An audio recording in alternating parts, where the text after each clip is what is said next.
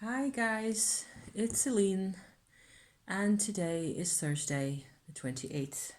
Yesterday was the 27th of January, and that was my and my husband's celebration of 34 years together. Yes, I made stew, and we had a nice meal together, and we watched telly, and that was it. But we are still quite proud of ourselves, even more with all the weirdness and the craziness, happening inside and outside the life. It's really, yeah. So I was watching a video just now by Kellyanne Maddox. I will put the link in the description to this video, of course, where she is talking about how useful it can be for your personal development to have a YouTube channel, make content, or elsewhere on the internet for that matter, but to just have to, continually, more or less, put yourself out there, and the questions you can have around your content and what you're doing and why, and whether it's vulnerable or personal or not, or how much, all that kind of thing. It's a great video. And I, in particular, I should say, loved the bits where Kellyanne talks about deconditioning yourself from the way you were brought up in order to speak out, in order to do whatever suits you, or whatever is in your heart to do, where that would otherwise be silenced, maybe.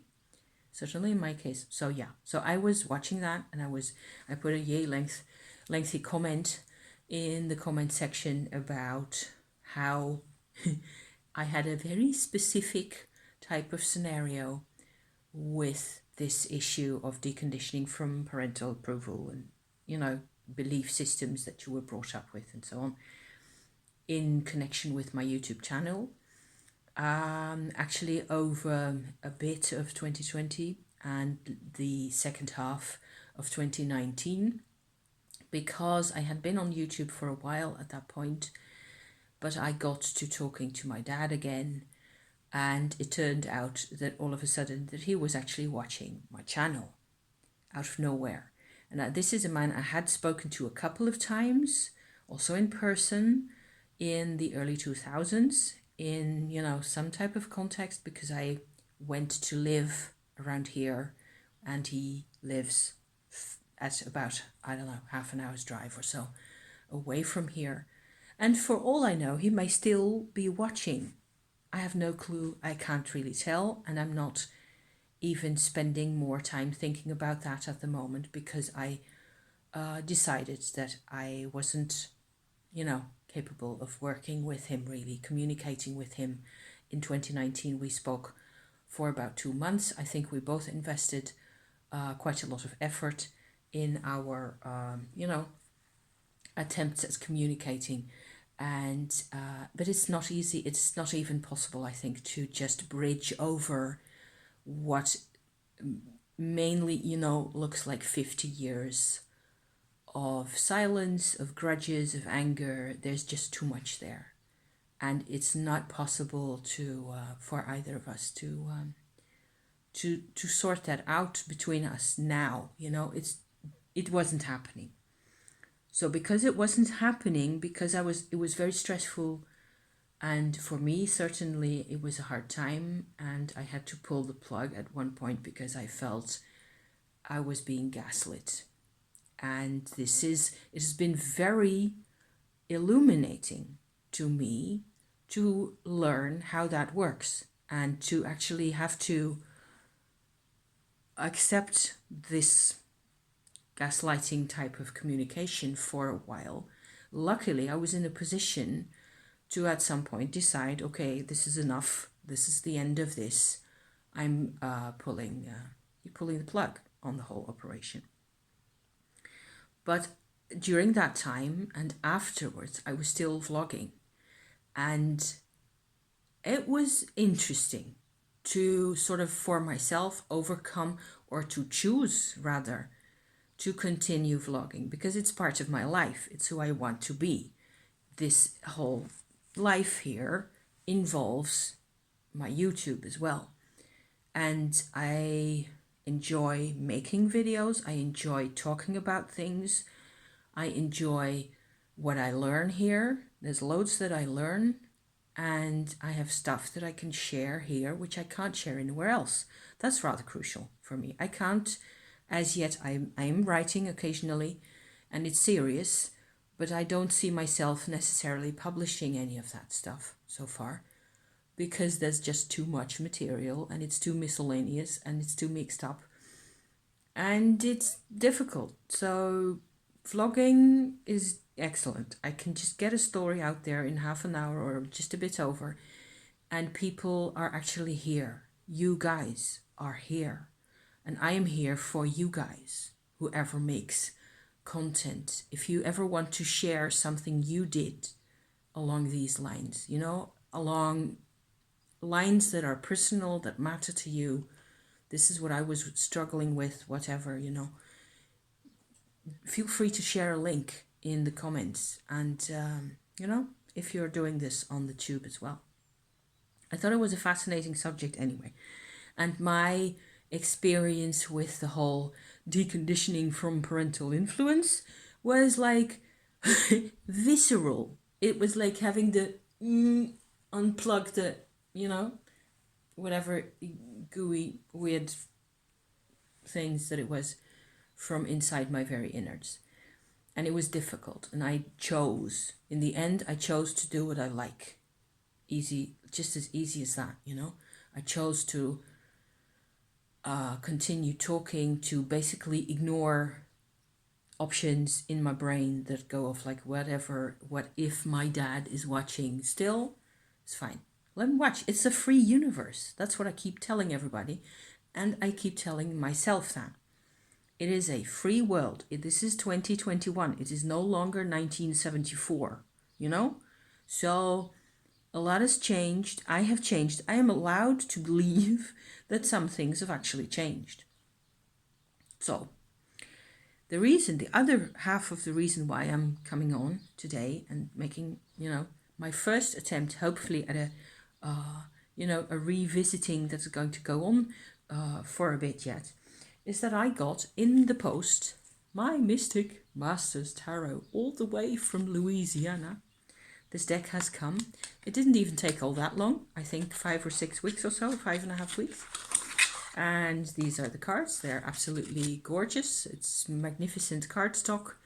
There's all these beautiful images out of the deep past, 16th, 17th century, you know, etchings and all that type of work. Some of these are actually original Dutch made, Holland made images, and some of them are Italian or German. That's Lover's card right there, I think. No, it's actually the Two of Cups, of course, because I always get those mixed up. Just to have an idea.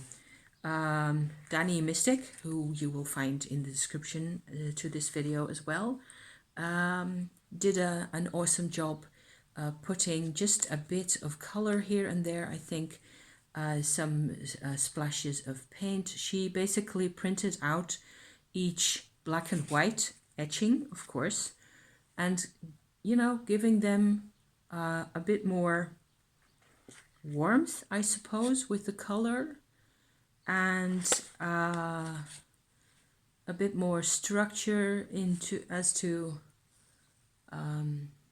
you know, what is that? The Knight of Swords. She put these like these stripy lines down here, that type of effect on the surface of the basic etching. This is the Death card. Stunning. There's a lot that can be said about each card. You have to really look at the details of the interaction between the figures on the cards. There's all sorts of stuff going on. It's a delight to have in your hands, really. Also in terms of cardstocks, really fine, supple. She is a descendant from Danny, who made this, is a descendant from a family of card slingers and card players. So she's the she knows what to pick in terms of cardstock a lot better than I would. So there's landscapes here. Oh, this is a very old world, really. I keep thinking that a lot of these landscapes are, it's old times. It is before the parking lots and the industrial areas and the Industrial Revolution, of course. It's before that, before all that happened. So the world has changed quite a bit.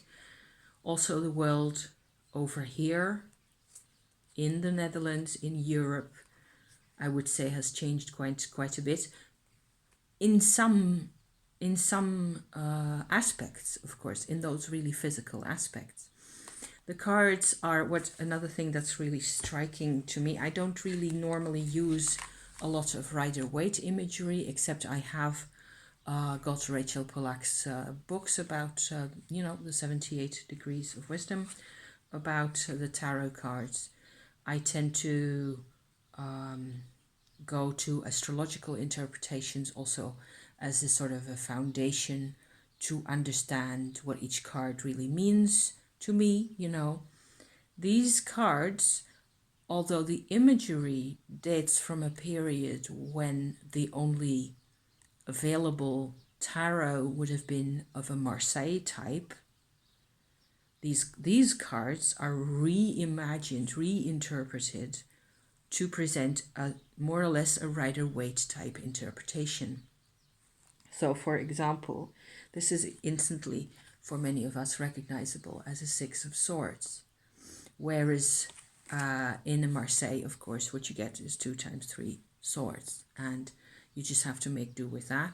And then what I tend to do is look it up in this one, the Kabbalistico Tarot, which is basically a Marseille with a Tree of Life positioned next to it, and there's info about that, and there's astrological info as well as a couple more things. So I tend to go back to that quite often. For the Six of Swords, I would have to look it up. I can actually look it up quickly in my booklet, which I use for my tarot card meanings most often. It says here Mercury in Aquarius. So that's the astrological position for this card. So it is a movement card. It's a card of change, I think. It is also possibly Mercury in Aquarius, very much a card of detachment, detaching oneself mentally from from one context, moving over the water, as it were, to a different context, or even to less of a context compared to what you used to have. So escaping oppression, possibly. All that ties in rather neatly with each other in this particular card, certainly. So I think it's incredible how there's a Rider-Waite level here. Another good example is this in my spread here, the Eight of Cups. All these are really recognizable as from the Rider-Waite use that a lot of people, of course, have. So what I did here, as I was talking to my husband and thinking about this whole deconditioning business, it turns out that I actually I'd got these cards on Tuesday. Yesterday I spent edging them in this kind of a more or less peachy color, which I think is rather fine. And I made a bag for the deck to live in, which looks like this. You can't really see that all that well, but there's like a sandy color in between the grey. It has a bit more structure in there, and it has a lining which has grey and yellowish spots. The daylight is terrible here at the moment, so I'm sorry. You won't be able to make that out properly. So I was really happily also, playing with my cards, making my cards, trying to get closer to them. But there was a sense of resistance for me. I felt it, and it was annoying the daylights out of me. I wasn't liking it because I spent a lot of money getting this here. I love the cards. I love the images, every single one of them. The colors are beautiful. And I used them in this little 5-card spread that I got in front of me here, which I'll go into in just a bit, to resolve this actually. Or it sort of happened as I was talking to my husband and then drew a few cards and then this came out.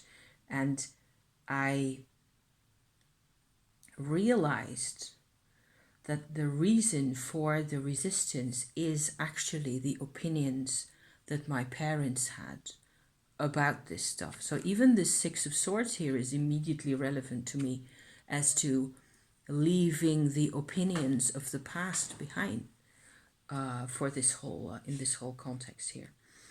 My parents both had an kind of an artist's school that they went to for a couple of years.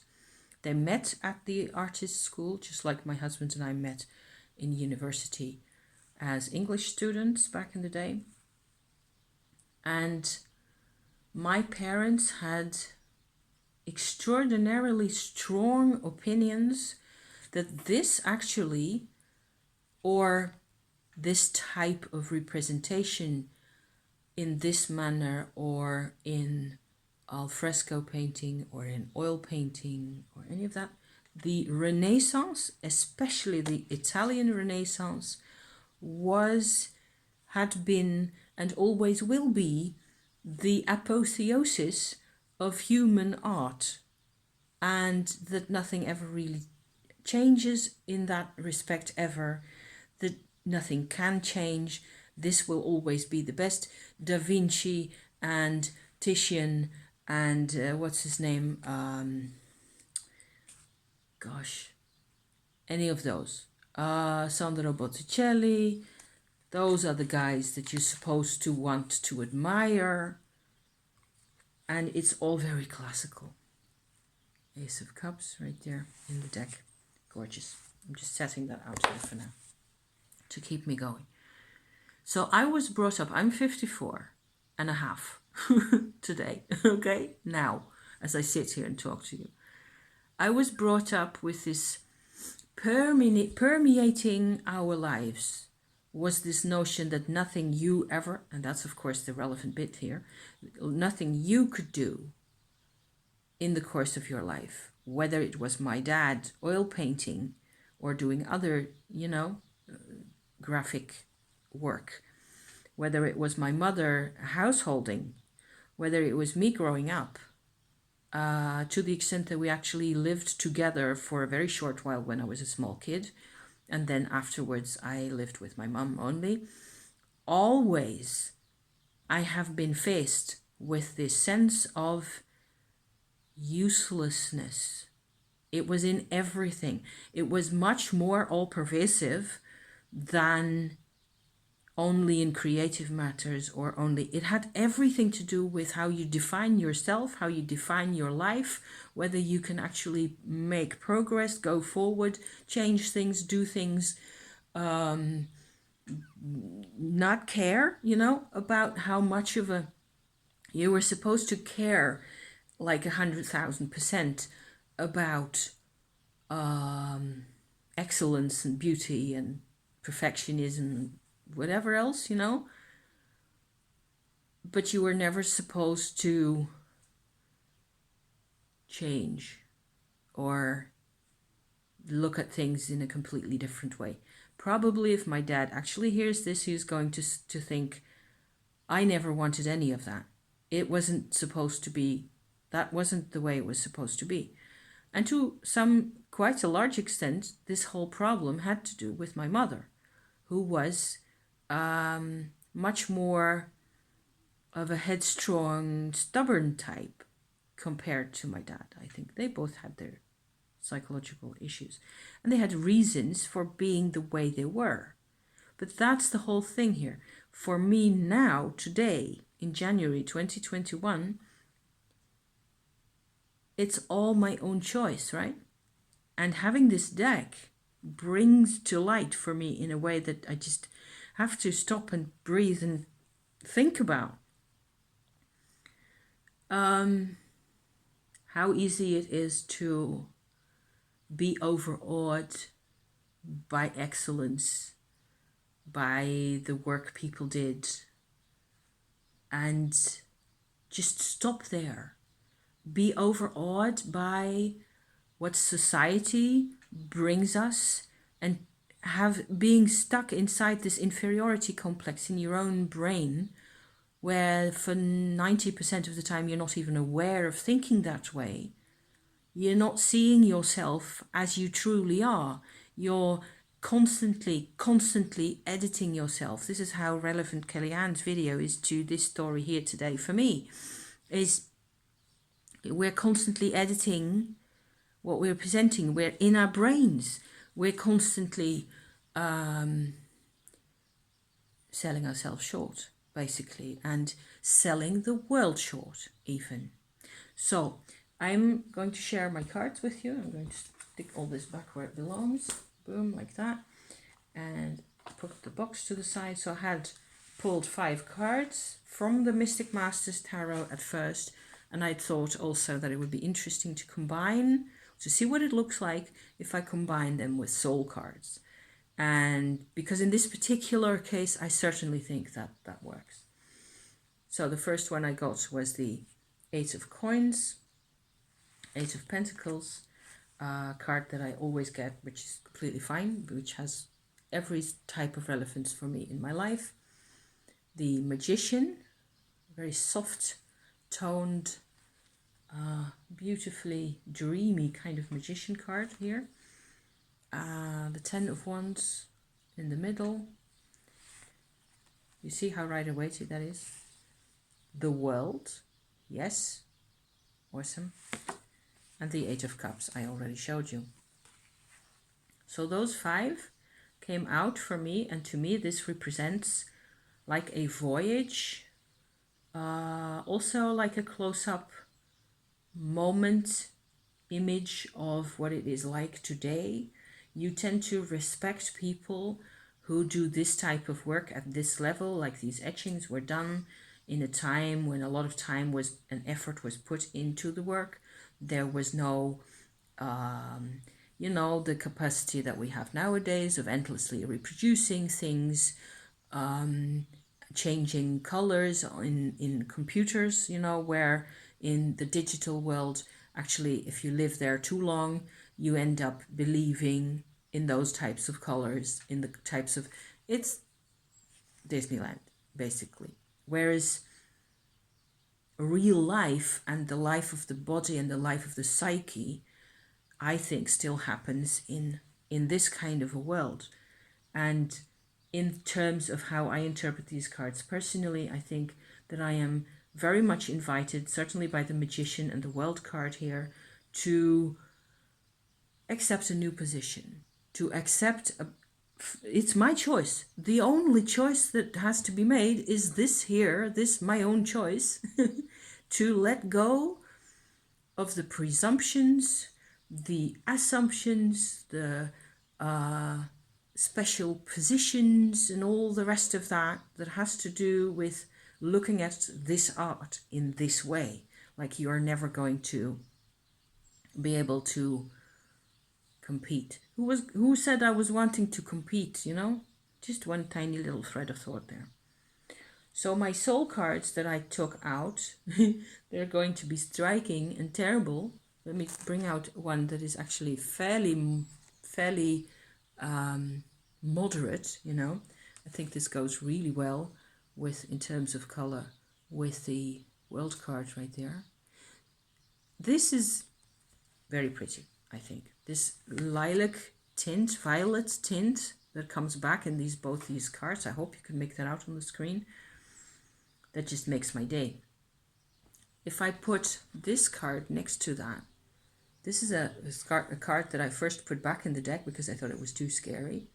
But it's instrumental for me to understand that if I let that happen, this is what happens, is that my mind runs away with me.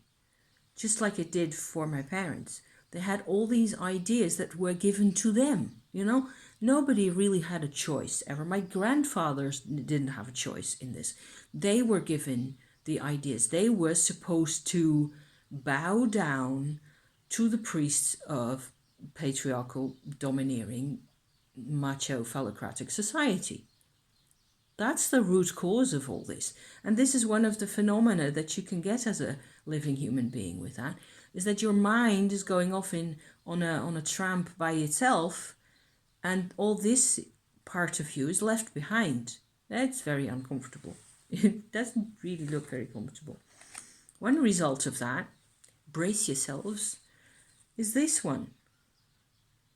This is me if I think about my parents. Honestly, if I really do think about them, this is what I get. Can we please get a life? So, you know. On the bottom row, I have another set of 3 soul cards. This one, which I felt went awesomely with my 8 of Pentacles there, like that. Isn't it cute? That's so cute. There's 2 more. This one, which I like a lot, actually replaced the one I had picked blind, you know, from my pack of soul cards. This is soul cards 1 and 2 combined together, which is what a lot of people have done, you know, where you have these backs and you have these backs. So I use both of them mixed up. This is my Desert Prince card. This ties in for me with past lives a lot, with India and Afghanistan and all that stuff.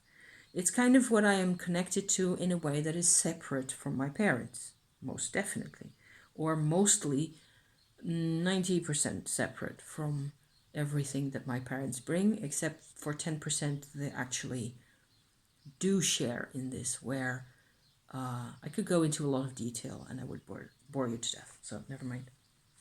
Past lives and actual physical life in the body, in this body, and your genetics and your the story that you live today, and your family and your relatives and your ancestors, all that, I think, more and more is actually really connected.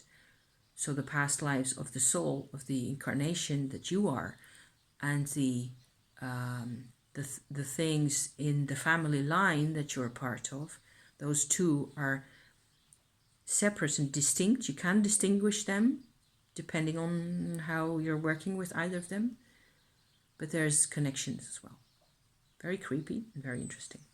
My last soul card is this one, and I don't think I'd ever had seen this one because there's so many cards that I tend to forget. Some of them have struck me and stayed with me, and others I go like, have I ever seen this card before? It's in my pack here, it's in my deck, so yeah, I should have seen it. It is a card that actually reminds me a lot of a card that I made myself an age and a half ago that I hope you'll be able to make out. I'll go outside the screen a bit. You can see this is a little photograph of a card that I made out of a wood chip, which I should have got to show you, of course. Wood chips that I painted with tarot imagery. And this is an angel holding up hands like that with a rainbow in between the hands. And it's my temperance card. So immediately this with a rainbow between the hands reminds me of temperance. Temperance, which is a card I've seen come up throughout the years over and over and over again. Because if you start off with something like this, you will have to figure out a rainbow bridge between all the things, right? In this particular case, I would tend to say a rainbow bridge between my tendencies. Both of them are my own tendencies. My tendency finally to want to liberate myself from all the oppression and all the having to blindly believe in whatever, you know, wanting freedom, wanting to think my own thoughts, wanting to figure out how to do things differently. I don't know.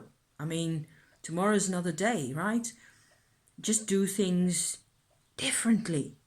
And then on the other hand, I have the very strong academic incentive inside me to go and look up every historical reference for each of these cards when you buy them at Danny's Etsy shop. You get a link to her website as well, where you can download the PDF for the cards, which has also nice little representations of the cards with a little short summary of the meaning of the card in terms of tarot. And then there's a second part at the end of the file that has all the historical intel that you can possibly need. And loads of links to museum pages where the actual original print or image is stored. And most interesting for me is who made them and when. And in some cases also I like to dig deeper into for example, who is this historically? How did they mean? What was meant when this was drawn, when this was made? So they tend very often to be Christian figures. I had at first, I think yesterday, I had a 10 of Cups, I believe, which is a representation in this deck of Mother Mary with Christ and John the Baptist together as children. And there's a male figure in the back and so on and so forth. So it's a very, what's really appealing to me about these cards is how natural they are, how naturalistic the representation of the people is really. And I am really pleased. It took a bit of getting the soul cards out that I actually could use, but it was really useful to, I think soul cards go with nearly anything anyway. And certainly if there's a use of color that is interesting, it's good to look and think about the colors. Here you have this combo, and I just hope to Christ that the colors are going to come across slightly. The aesthetic is completely different, but there's just enough connection in the colors that I would certainly say that this card with the flying head like that, it's a mercurial card. It has to do with where is my mind going? Thoughts without never to heaven go. I'm trying to find a quote here that my husband is always quoting. I can't think of it now. I hope you enjoy my sort of a cultural, historical, psychological rumble here. It's been quite a ride. I think my conclusion as to the imagery in the Mystic Masters deck is that I have to make it my own. And I have to not sell out. I have to be careful not to sell out my own brain space to only the cultural, historical background, because that's also what Danny wanted. Danny, who made these, wanted to have all this gorgeous art available to us people in the 21st century. She wanted us to see these images again. And I believe strongly that all the makers of these cards, the etchings, the original makers and gravers of this work would have approved of what she did with them, because it brings them back out into the world. And that's important. So, hence the world card. Yeah, in several ways. And it will take some journaling and it will take some thinking, and I will have to go ahead and make my own connections. But it's difficult I have one more little story. How much time have I spent? 35 minutes. Okay. I have another little story which I've wanted to share for a long time. My husband and I went on holiday to Venice in Italy 2 years ago in 2019, actually, in the summer. which means that we took our tent and our rental car and traipsed all over across Switzerland through the mountains and through the mountains of northeastern Italy to a camping spot that we know from before. And it's a region which it has actually the Dolomite Mountains come down to it's a very sudden transition from very mountainous, very steep terrain to more or less hilly, flat-ish terrain, moving down to the Mediterranean, and there is Venice. Right? We don't stay in Venice or nearby because expensive. We tend to stay at a camping site a bit more up north, just under the on the lap of the mountain, so to speak. If you go from our camping spot, there's a couple of little towns there and a couple of little small lakes that you can visit and walk around. It's a very nice area. If you take the car and follow the main road to the nearest medium size type town, you come to Vittorio Veneto, which is a town that has quite a bit of business, and it is also very much positioned at the entrance to a fairly large valley snaking its way upward into the Dolomite Mountains like that. And it's beautiful. It's awesome terrain to drive also. It's just gorgeous. It's quite steep to do walking in and hiking and so on. We tend to do that, but it's always a bit of a struggle finding a path that's actually possible to walk. If you haven't really, got a massive fit body, it's a bit of a struggle. Anyway, one of the painters from the Renaissance who was born there in that region and who lived there and worked there, and whose works I always go to see when I'm in Venice, a couple of those, they're absolutely beautiful, is Tiziano. And he was born in a little village about an hour's drive from Vittorio Veneto up in the mountains. And we visited that house, and for the second time, I think, in 2019 in the summer. It is, I think, a bit more than an hour's drive, just a bit more. And it's just a mountain town, nothing really extraordinarily special. There's it's often you have these little towns at intersections between valleys, and if you look closely, you see that there's rivers actually that have sculpted the terrain in the shape that it has, and each time, for example, you have to have a bridge across a river at some point in order to get to a place further on. And so at the bridge, a community settled and developed and stuff like that. That's more or less one example of how those things tend to go. So at a place like that, quite a bit of a town that tends to, hang on the hillside like that, Pieve di Cadore is where Titian was born in 1560, something like that, maybe earlier. I don't know. I will put a Wikipedia link in the description as well. I'll have to watch this whole thing back in order to remember which links I have to give to you. Anyway, it'll sort itself out. The house of Titian is beautiful and really well, how do you say that? Looked after. It's been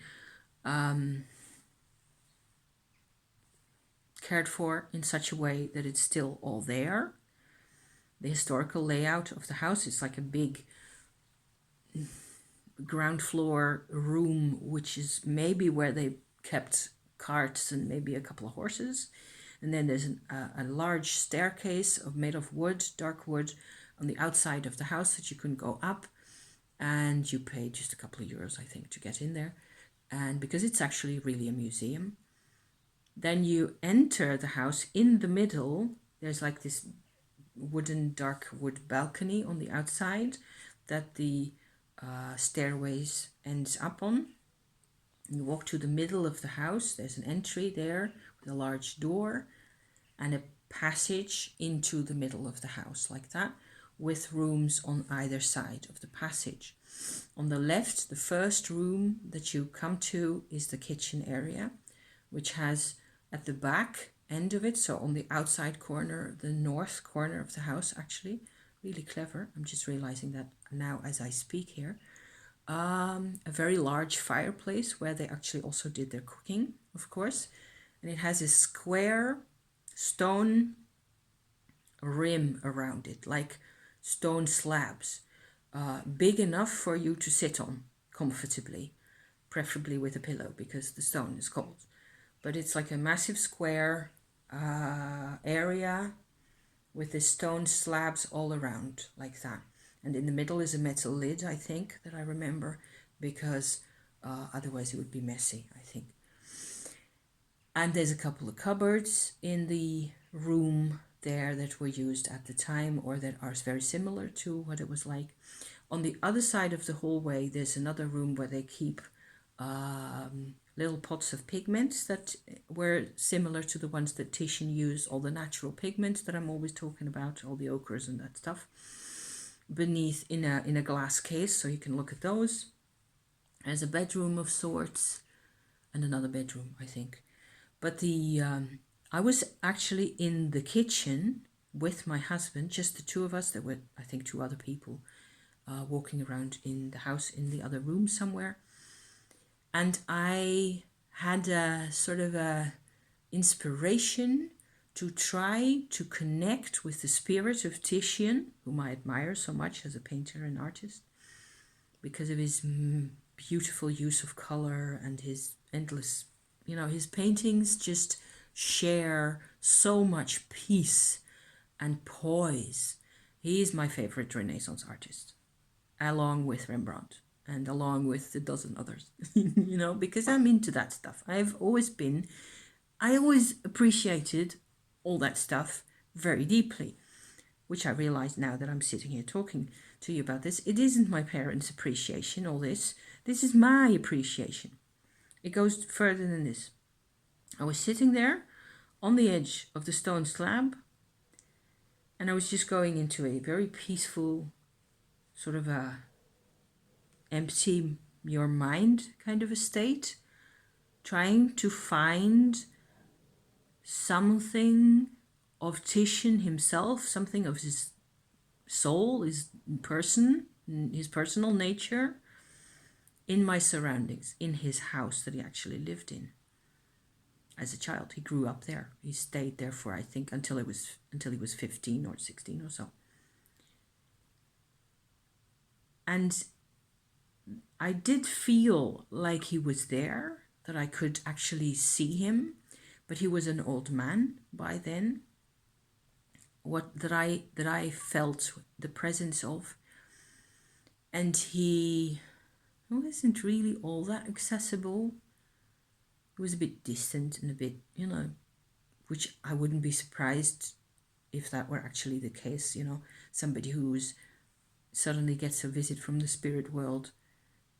It's like, who is this girl?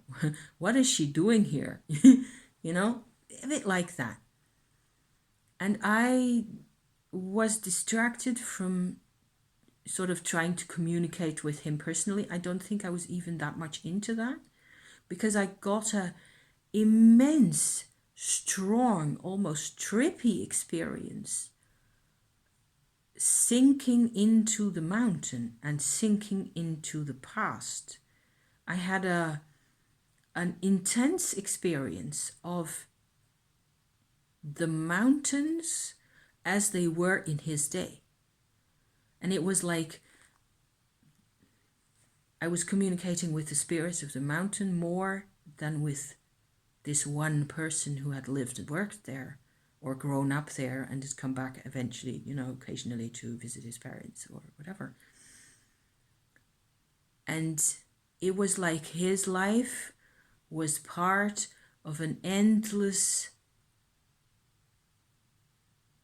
world of stone and wind and silence and forests.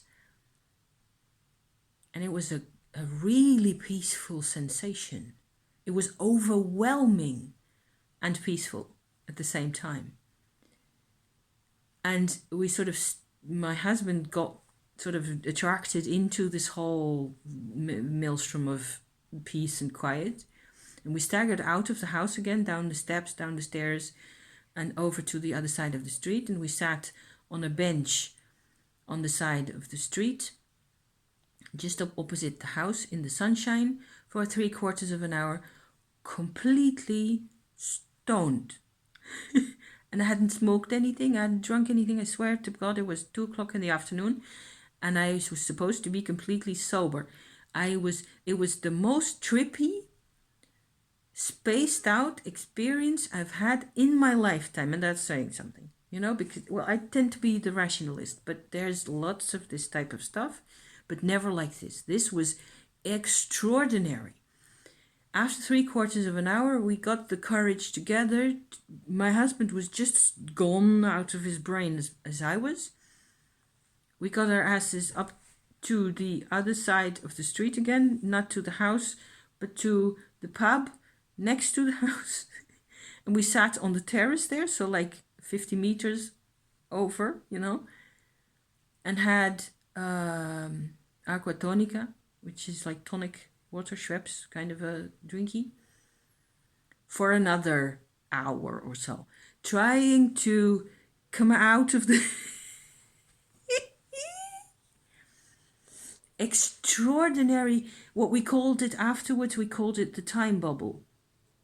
It was like time itself made itself felt in a, it was beautiful. And I actually think I managed to describe some of this stuff, and it took me another 10 minutes, yes. So, but I had to, of course, introduce the region and the place and the whys and all that. And we staggered home and off to a pizza joint, and I think we had pizza for dinner, and we went to the tent and to sleep, just like that, you know, because, and we were both like, what the hell? And I have no clue what I did, what it was that I did, why I did it, but it was priceless. It was so beautiful. It was so, and there may have been some kind of a power spot, telluric force in the earth at that place. It may have been that was also why Titian was born there, and he was special because he could do all the work that he did, you know, because of the energy that he was surrounded with as he grew up. I'm just hypothesizing. This kind of stuff connects both with the Mystic Masters Tarot and with the soul cards. And it's gorgeous. It's just gorgeous. So there you go. My introduction to the Mystic Masters Tarot in my life, I feel like I've already made it more my own than it was before I started the video. I knew it was going to be a bit of a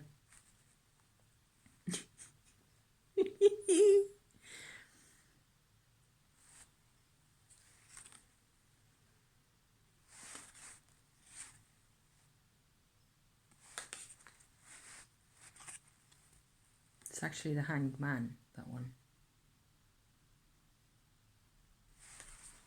Time is on your side. That's what I always say. Thank you for watching. Thank you for tagging along.